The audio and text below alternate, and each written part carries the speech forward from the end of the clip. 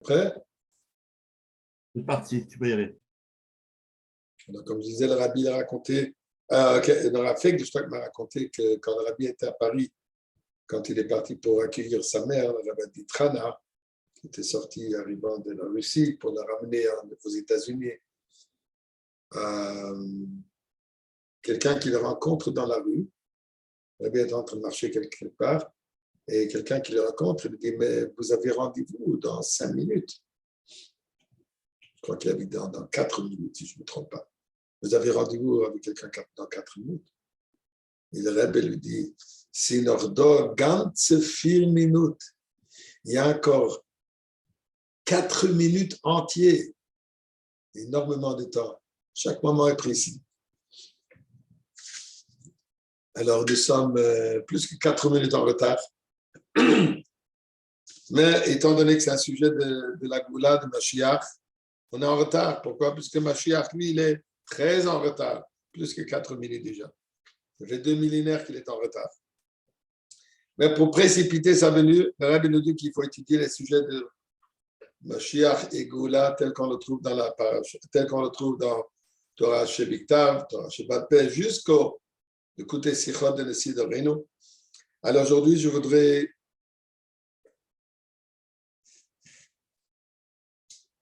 rapporter quelques points de la Sicha de Tafshin Nun Bet, le Dvar Malchut de Tafshin Nun Bet, de Parashat Shemot, qui pour l'instant, la dernière Sicha que nous avons entendue du Rabbi sur la Parashat Shemot. On espère que bientôt, très bientôt, on entendra Torah Chadasha Mititetza et ce Shabbat. On aura le Fabrengen avec le Rebbe qui va nous expliquer la Parashat de Shemot à le niveau complètement, le niveau de la Gouda.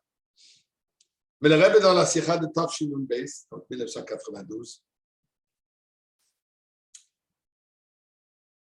le Rebbe pose plusieurs questions sur la paracha et tout cela dans ce concept, dans cette réalité, cette vision de Goula. Je m'explique. D'ailleurs, prenez note s'il vous plaît. Il y a un site qui s'appelle Tutaltz, qui s'appelle tutaltz.com. Je reprends. tutaltz.com.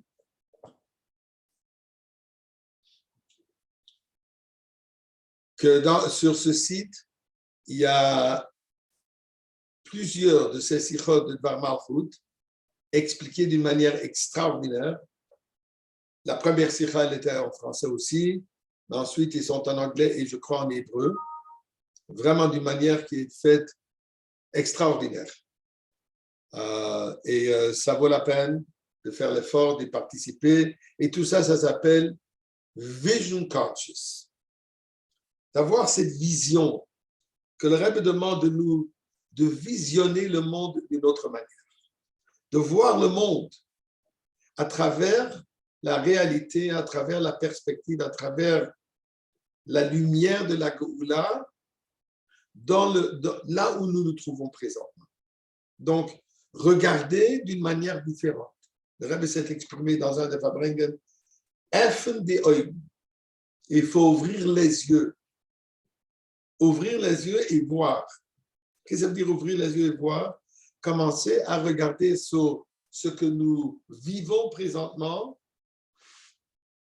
de l'optique, de la perspective de la Goula. Et en réalité, ça c'est le point principal de la Sicha de la Parashat Shemot. Et le Rebbe commence en posant quelques questions. Comme nous savons que le Rebbe peut prendre une question qui paraît juste un petit détail, et comme il montre que dans ce petit détail, il y a une profondeur extraordinaire.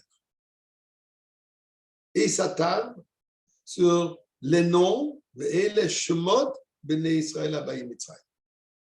Passou commence en nous disant, voici les noms de ceux qui sont arrivés en Égypte. Et il nous cite Rouven, Shimon, etc. Les 12 tribus. Le Médrash de nous dire pourquoi est-ce que le Passouk nous mentionne encore une fois ces noms. Nous savons qu'ils sont là. Ils sont là depuis 17 ans au moins.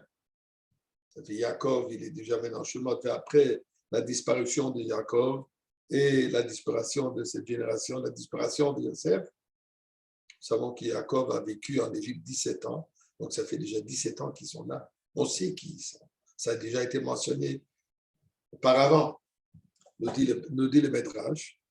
C'est la raison pourquoi il nous ramène, il nous rapporte, la Torah nous rapporte encore une fois ces noms pour nous dire que tous ces noms, chacun de ces noms sont reliés à la Géoula. Et le Midrash explique chaque nom, le rapport entre le nom et la Géoula.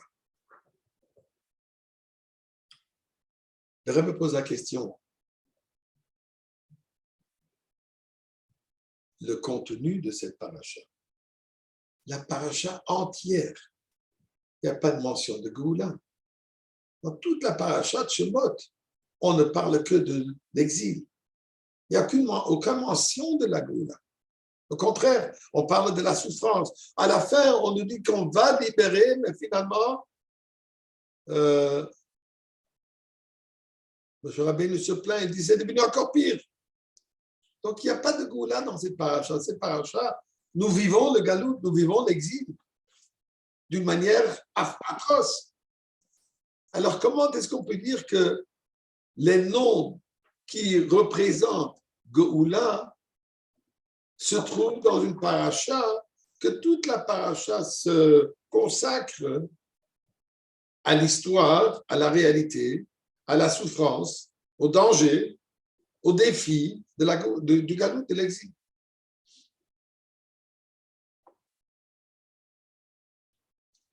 Ce n'est que plus tard, dans Parashat Bo, qu'on voit vraiment la Géoula.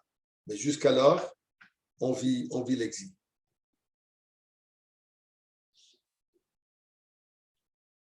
Il y a aussi un autre Midrash qui dit que Shemot, un des mérites que Am Israël a eu pour être délivré de l'exil, malgré le fait, comme les anges se sont plaints, ils ont argumenté que malheureusement le peuple juif a été, chaque coup a comme marqué, enfoncé dans même tête Charitouma, dans les 49 niveaux d'impureté. Où est-ce qu'il s'est manifesté leur différence? Nous dit le Midrash que 3 choses ils ont gardées. Chez le Shino et Shemam, ils n'ont pas changé leur nom, ils ont gardé les noms, comme il y a marqué Reuven, Narsin, Reuven et Shimon, Narsin, Reuven et Shimon, Salkin. Reuven et Shimon sont arrivés en Égypte et Reuven et Shimon, ils sont sortis d'Égypte. Ils sont rentrés Reuven, ils ne sont pas sortis Robert. Ils sont rentrés Shimon, ils ne sont pas sortis ni Sami ni Simon. Elle est rentrée Myriam et les parents sont sortis Mariam. Et différentes manières comment on a cette mauvaise habitude de transformer des noms hébreux et d'utiliser des noms, que ce soit en anglais, que ce soit en français, chez le Shinu et Shemam. Ils n'ont pas changé leur nom, ils ont gardé leur nom origine, leur nom de Yaakov, Yitzhak, etc., Abraham, Yitzhak, Yaakov, Reuven, Shimon, des noms bibliques, des noms et c'est ça que leurs ancêtres ils ont donné. Et durant toute la période qu'ils étaient, les 210 ans qu'ils étaient en esclavage, ils ont toujours gardé les noms. Ça me rappelle une petite anecdote.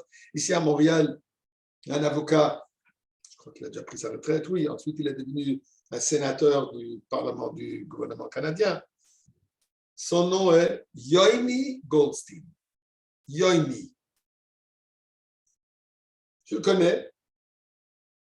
Je ne dirais pas que c'est un juif, c'est quelqu'un qui met Rach et Rabbeinu Tam. Je ne pense pas.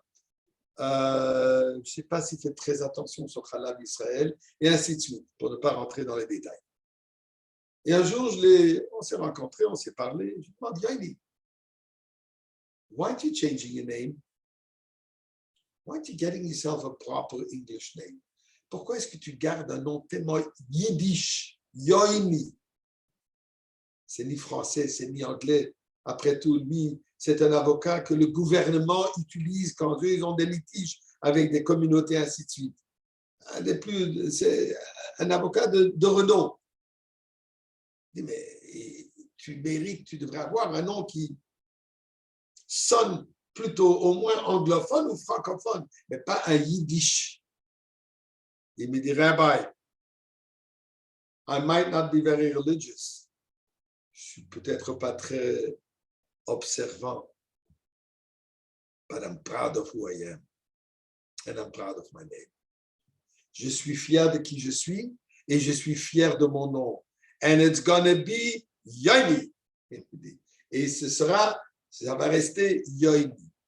Chez le Shinu et Shemam, ils ont gardé leur nom, peu importe si c'était pour le travail, comme malheureusement des gens qui pensent que pour les affaires, pour les professions, il faut changer les noms. Le Shinu et Shemam, ils n'ont pas changé leur nom, ils ont gardé leur nom origine hébraïque. La même chose, ils n'ont pas changé leur langue, ils ont continué à parler l'hébreu. Et de la même manière, ils ont porté les vêtements traditionnels. Je ne sais pas si c'était des jeans, mais en tout cas, ce que c'était, ils n'ont pas suivi la dernière mode et chaque fois s'accommoder par rapport, s'assimiler au moins avec le vêtement et dire non. Ils ont gardé leurs vêtements, donc leur aspect extérieur, le vêtement qui est comme quelque chose d'extérieur, même le nom. Il n'y a aucune mitzvah dans la Torah qu'il faut avoir un nom pour. Si vous voulez, vous pouvez nommer vos enfants avec numéro 1, numéro 2, numéro 3. Okay? Mais ils ont gardé cette identité et c'est ça ce qui les a marqués à toujours de savoir que oui, ils sont différents. Et ça, c'était le srout pour être délivré du galout. Et c'est ça ce que le Midrash donc de nous dire. Et les Shemot béné Israël, qu'ils ont toujours gardé leur nom. Encore la même question qui se revient, mais finalement, la paracha, le nom de la paracha, normalement, doit symboliser le sujet de la paracha, le contenu de la paracha. Ce n'est pas le cas. Si Shemot représente les noms qui amènent à la délivrance, et si Shemot, on parle de l'exil.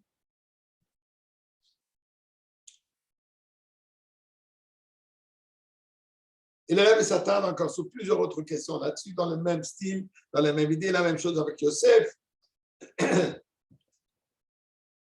dit pourquoi est-ce que Yosef apparaît ici? Pour une fois nous dire, comme il y a un passage de dire, Bayomahu Yosef Hashem Shenit Yado. Yosef fait allusion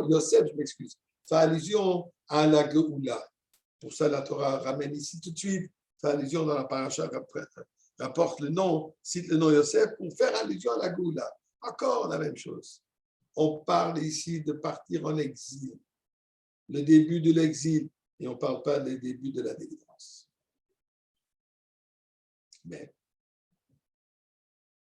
quand je dis, je prends juste un petit résumé de cette longue sikha, et je vous invite et je vous demande, prenez le texte original de cette sikha et étudiez-le. Comme si vous ne l'avez pas, comme je disais, vous pouvez aller sur le site toutouts.com, la troisième sikha, vous pouvez, en bon anglais, le downloader, vous pouvez l'avoir directement du site et avec l'explication, avec tous les commentaires, avec une introduction, comme je disais, ça a été fait d'une manière extraordinaire pour pouvoir suivre. Donc, le Rebbe répond, ici, le concept principal, fondamental.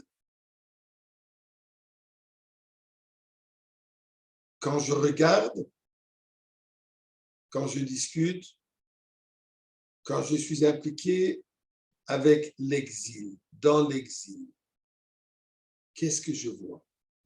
Est-ce que je vois l'exil? Est-ce que je vois la souffrance? Est-ce que je vois l'obscurité? Je me trouve dans la forêt. Je vois juste les arbres qui sont devant moi et qui me bloquent la vue, qui me bloquent la sortie, qui me bloquent, comme on dit, c'est ce qui se passe derrière la forêt, ou alors je suis capable de voir au-delà. Ou alors je suis capable de voir dans l'obscurité Dans le tunnel obscur, est-ce que je peux percevoir la lumière qui est au bout du train, au bout du tunnel? Nous dit la Torah ici tout de suite. C'est vrai, je vais vous raconter de l'exil. Je vais vous parler de l'exil. Et je vous préviens, elle sera dure, il y aura de la souffrance. On veut tuer les enfants, on veut tuer les petits garçons bébés physiquement, on veut tuer les petites filles spirituellement, comme il dit, comme Pharaon qui dit, les petits jeunes garçons, tu vas les jeter dans le Nil et tu vas leur donner la vie, quelle vie? Tu vas les éduquer dans la société et dans l'éducation égyptienne. Vous allez leur donner la vie, une éducation égyptienne. C'est ce qu'ils n'ont pas fait, mais c'était un danger. On parle d'un danger et d'un grave danger. Presque un danger de l'anéantissement du peuple juif, miraculeusement, on a pu tenir. Mais la question, elle est, qu'est-ce que nous voyons? C'est quoi notre perspective? C'est quoi notre optique? Elle est quoi? Est-ce que je vois la souffrance? Est-ce que je vois l'obscurité? Je vois donc le galout? Ou alors je suis capable de percevoir et d'apprécier et de vivre la Géoula qui en sort? Un petit exemple, peut-être banal, mais c'est un bon exemple.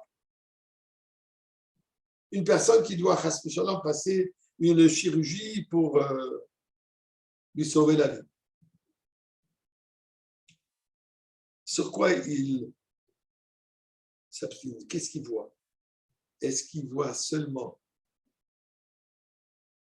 la procédure, la souffrance de la chirurgie, ou alors il voit que grâce à cette intervention médicale, il aura la santé et il sera bien après?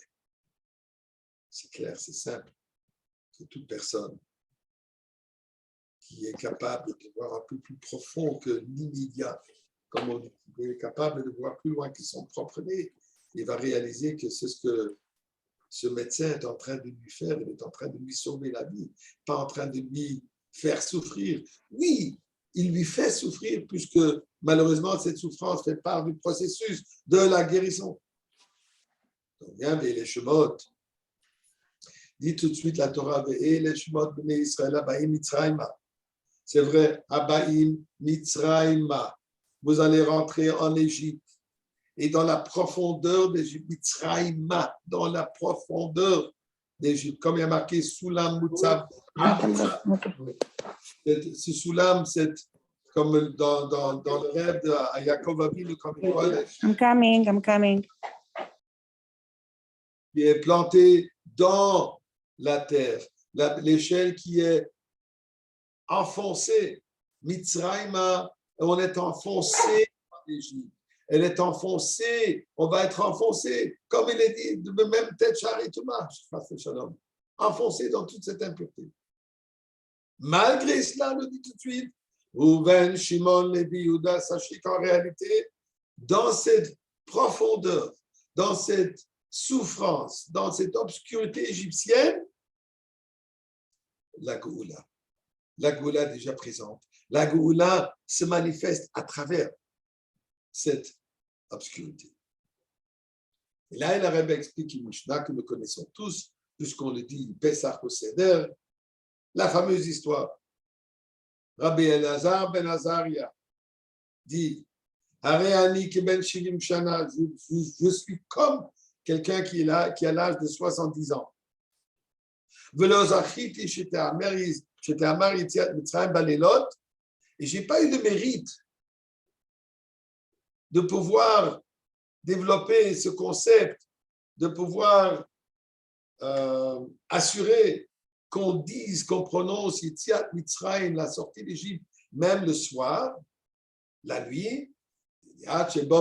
Jusqu'à Benzom est arrivé, il a dit, le passage de dire le Mantisko et Yom Tetra Meret Mitzrayim, Kol Yemei Chayecha. Il y a une obligation de se souvenir la sortie d'Égypte, Kol Yemei Chayecha, tous les jours de ta vie, dit Kol, et on va dire juste Yemei Chayecha, les jours de ta vie, Kol, la Havi, pour nous ajouter aussi le soir. Donc, dire à Belaz Ben Zaïd que le Kol vient nous enseigner quoi? aussi le soir, pas seulement en journée, mais aussi le soir, il faut dire, il faut rappeler, il faut souligner et prononcer la sortie d'Égypte.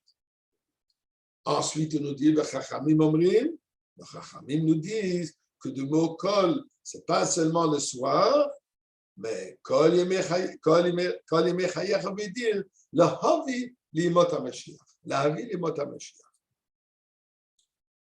Le pshat simple de lahavi limot hamashiach veut dire pour nous ajouter que même dans le temps de la Goula, il faudra aussi prononcer la sortie d'Égypte. Qu'est-ce qu'il dit ici? Que même au temps de la Goula finale, on se trouvera déjà avec dans le Beth Amikdash, avec Mashiach, Torah Hadasha, avec les Gilouïm, les dévoilements les plus élevés, le temps de la délivrance de Mashiach, le temps de la Goula. Malgré ça, on va encore toujours ne pas oublier le jour que est sorti d'Égypte. Le Rabbin apporte quelques points ici très intéressants sur cette Mishnah. Et comme je disais, on connaît tous ce texte de la Gada de Pessah. C'est encore au début de la Gada quand on ne s'est pas encore entièrement endormi. Alors, revenons ici. Qu'est-ce qu'il dit? Qui est celui qui le dit? Rabbi Elazar ben Azaria. Le Rabbin a cette chita, cette manière d'étude que, et ça c'est comme le Rogatchov, le Gaon de Rogatchov, va dans ce mahalach, va dans cette voie d'étude, que le nom de la personne, que ce soit le Tana ou que ce soit l'Amora, c'est nos sages, il y a un lien entre leur nom et le sujet et l'idée qu'ils rapportent.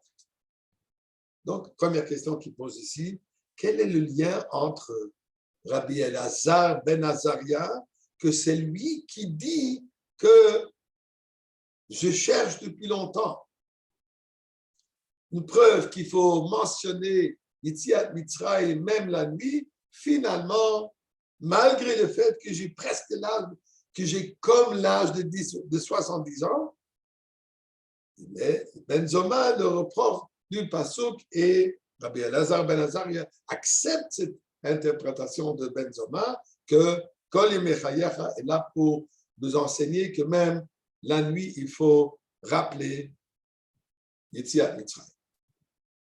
Donc, quel rapport entre Rabbi Elazar ben Azaria, le nom Elazar ben Azaria avec la mention de Yetziat Mitzrayim durant la nuit?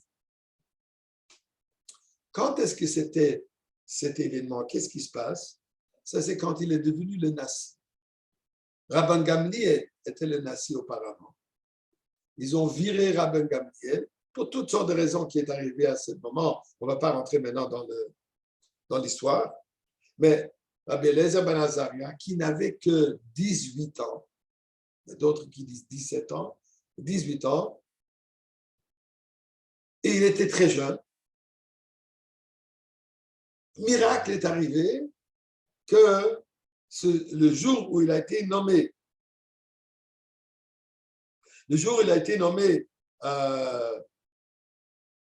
Nassi, le roi Shiva, comme pour dire, c'était lui qui était devenu le maître de la génération. Ce jour où il a reçu des fils de barbe blanche, comme il avait d'un air une personne digne, blanc, une belle barbe, comme d'ailleurs on dit aussi dans la prière de Rosh Hashanah et Kippour, avant Moussaf, dans Hineni Animemas, là aussi on rapporte quelqu'un, une belle barbe, quelqu'un qui donne une certaine allure de respect, de kavod. Mais quel est le rapport entre cette idée de mentionner Yetziat Mitzrayim le soir avec son ascension à la Nessinut? Le fait qu'il est devenu maintenant Nassi. Quel rapport? Ça, c'est s'il est Nassi ou pas Nassi. Cette idée doit être discutée. Et finalement, une troisième question, quel rapport avec les 70 ans? On vient de mentionner que ça, c'était juste au moment où il a eu 70 ans. J'ai l'air de quelqu'un de 70 ans. Et s'il aurait l'air de 80, ou s'il aurait l'air de 5 ans, ce qu'il ne faut pas mentionner Yetziat Mitzrayim. Alors voilà ce que le Rabbi explique.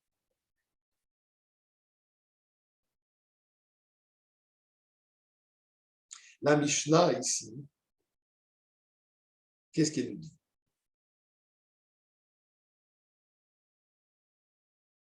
Quand est-ce que nous pouvons visionner, voir, apprécier, vivre la sortie d'Égypte? Est-ce que c'est seulement durant le jour? Qu'est-ce que ça veut dire le jour? Là où la lumière brille, là où il y a un temps de dévoilement divin, ce qui représente la journée, le soleil qui représente la lumière divine brille, ou alors aussi la nuit, dans le moment de l'obscurité, dans le moment du galout, dans le moment de la souffrance, dans le moment d'exil. C'est ça la discussion de la Mishnah. Et d'ailleurs, le Rebbe rapporte plus loin la première Mishnah de Berachot, qui nous dit la même chose. La première Mishnah de Berachot dit, où il est marqué là-bas, ça termine avec quoi? Avec Rabbi Elazar de dire Maskirin Yetziat Mitzrayim Balelot. La première Mishnah qui dit Me'ematai Korin et Shema Ba'arvim. À quelle heure il faut mentionner, on peut lire, il faut dire le Shema le soir. Qu'est-ce que ça veut dire ici? Que même quand il fait nuit, même dans l'obscurité, même dans le galout, Maskirin, il faut commémorer, il faut mentionner, il faut vivre le Shema. Qu'est-ce que ça veut dire Shema? Shema Israël, Hashem Elokeinu, Hashem Echad, ça c'est la reconnaissance de l'existence absolue de Kadosh Baruch Hu, l'existence absolue de Dieu. Donc, même dans l'obscurité, on doit toujours reconnaître l'existence de Dieu. C'est fini la fin de la Mesechet. Et quoi? La fin de ce Pérec, il est quoi? Maskirin Yetziat Mitzrayim Balelot. La sortie d'Égypte, il faut le mentionner le soir. La Mesechet Berachot, elle termine avec quoi? Avec la fameuse Mishnah qui dit, avec le pasuk, Hashem Oz la Amoyiten, celui, d'abord, tous ceux qui vont étudier une halakha, il est garanti de mériter le monde futur. Il prend le pasuk, Hashem Oz la Moyiten, Hashem Yivarech et Amo Bashalom, que Dieu donne la force. Quelle force? Une force particulière pour pouvoir arriver au shalom, le shalom amitié, le shalom véridique, qui est le shalom du temps de la Géoula. Donc, nous voyons déjà au début de la Gemara, comme le Sechet Berachot, la première chose qui dit, le soir, il faut reconnaître la présence divine. Et c'est dans cette obscurité, dans ce galout, que nous devons mentionner Yetziat Mitzrayim. Donc, c'est ça ce que la Mishnah ici veut nous enseigner. Et Rabbi Elazar ben Azar a dit la chose suivante. Le Havi,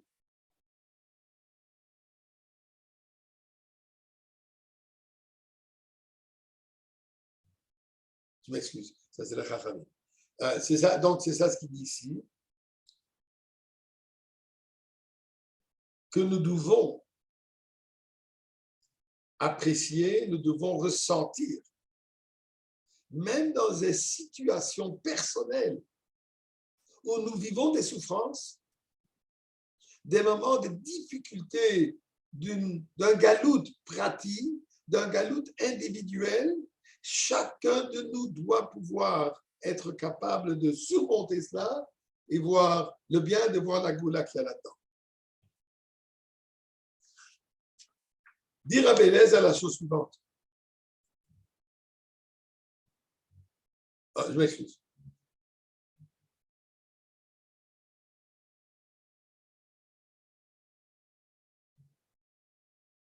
Et qui dit ça? Rabbi Eliezer ben Azaria, j'ai dû vérifier quelque chose.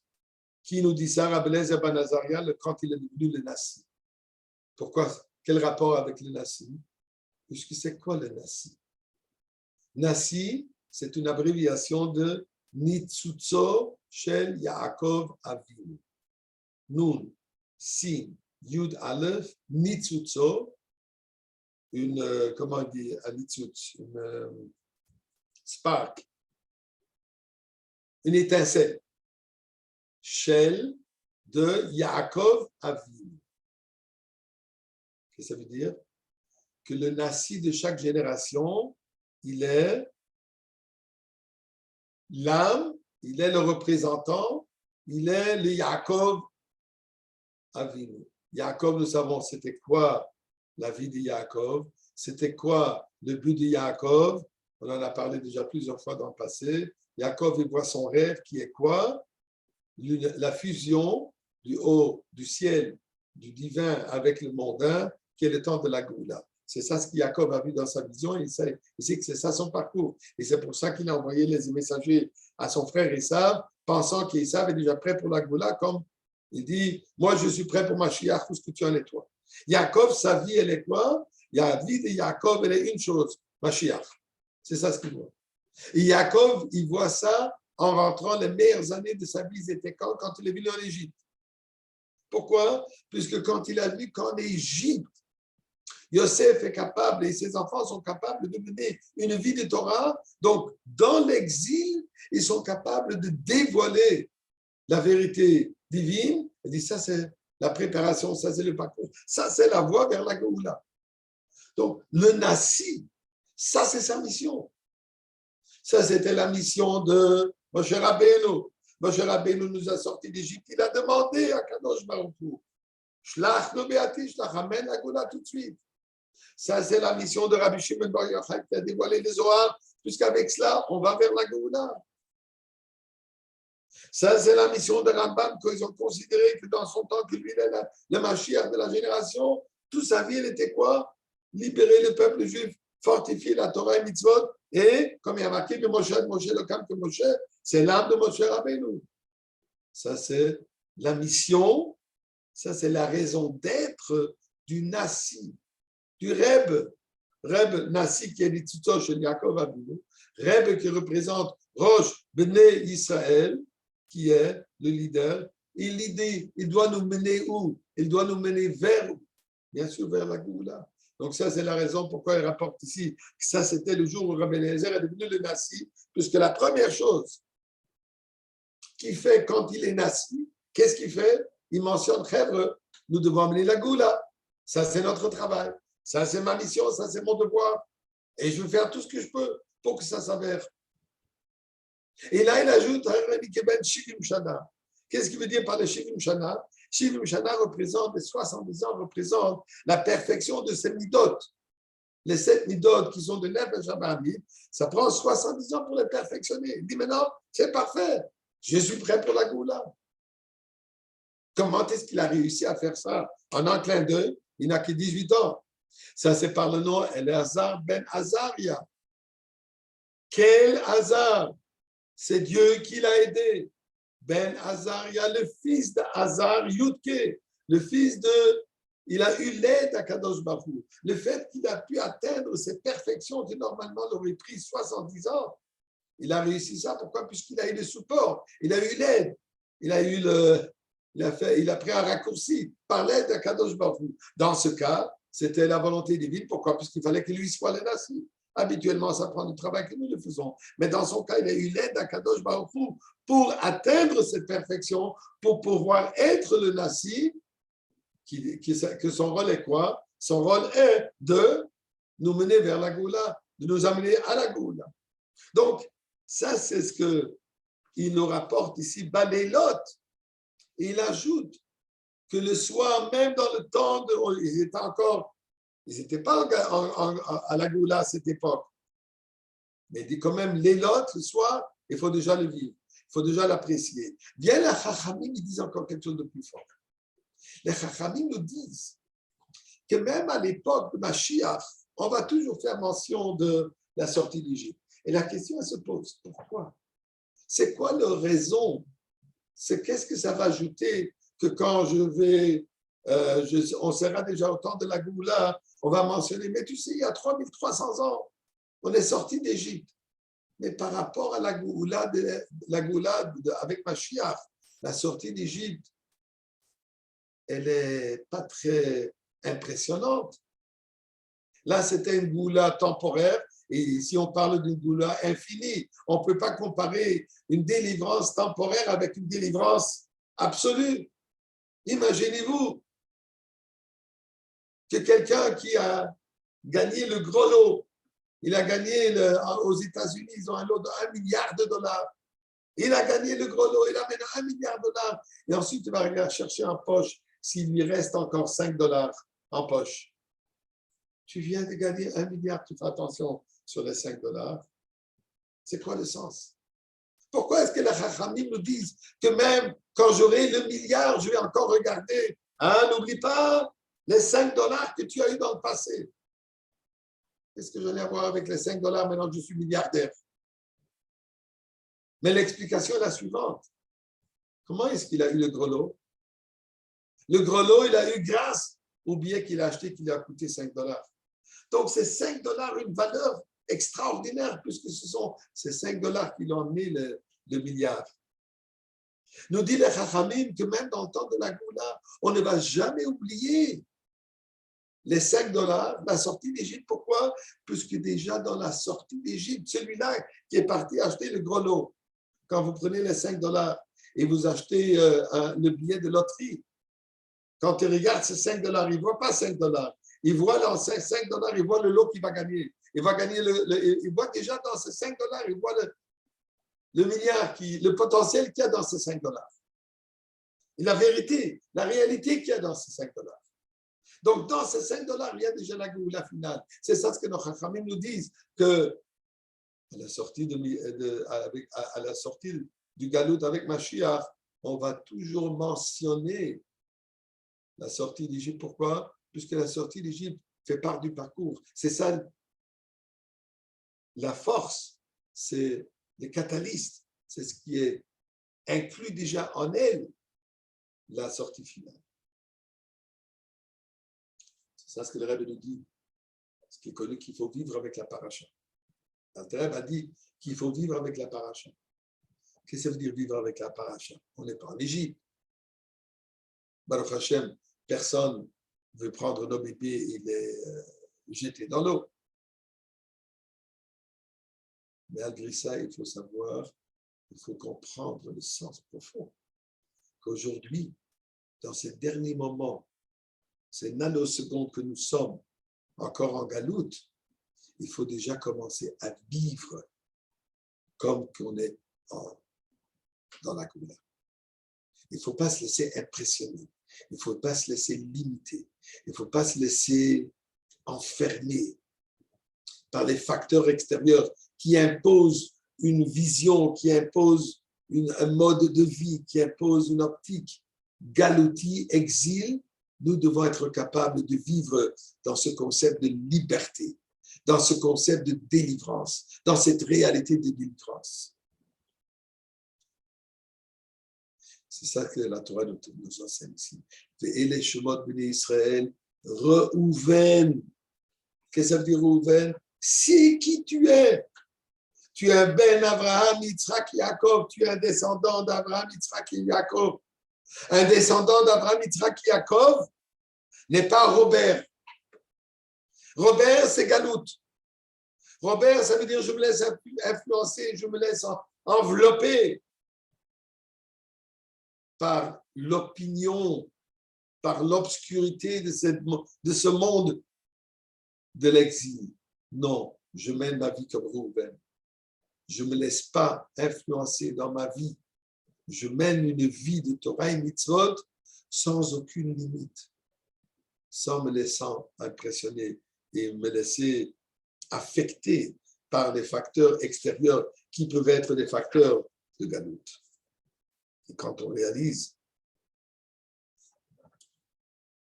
le Rebbe, le premier Fabringen, Yud Aleph Shvat, Première chose, qu'est-ce qu'il nous dit?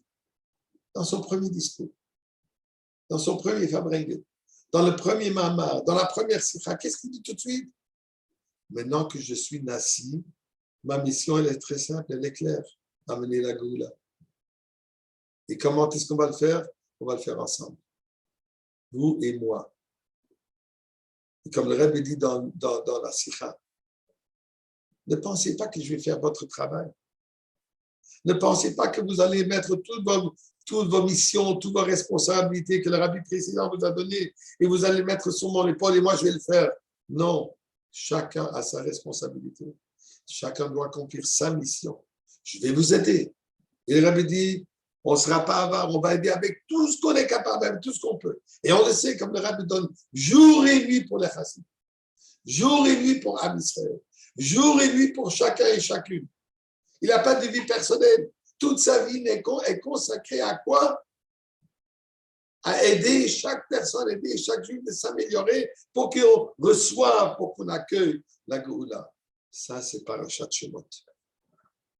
Ça, c'est la Parashat Shemot qu'on réalise que dans ce Shem, dans ce nom qui nous, le contenu de cette Parashat qui discute exil, il ne faut jamais perdre le nord, comme pour dire, il ne faut jamais perdre le point essentiel, qui est quoi? Qui est la lumière derrière cette obscurité, la lumière de la Géoula, que Dieu va nous aider, qu'on le verra immédiatement et on se retrouvera tous ensemble aujourd'hui même, Beth Amikdash, et ce sera tellement beau de voir Abraham, Yitzhak, Yaakov, Sarah, Rivka, Rachel et Léa.